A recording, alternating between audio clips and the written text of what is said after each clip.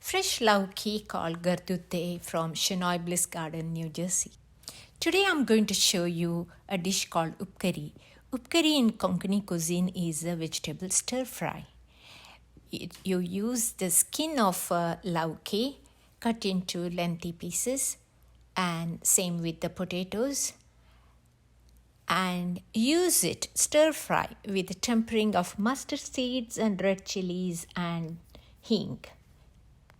Mix well, add salt to taste, and drizzle generous amount of grated fresh coconut on top. Lauki Upkari is very simple to make and goes well with the daalithoy, Konkani Daal and rice. By growing your own vegetables, you can bring diversity, better nutrition and outstanding homegrown flavor to your table.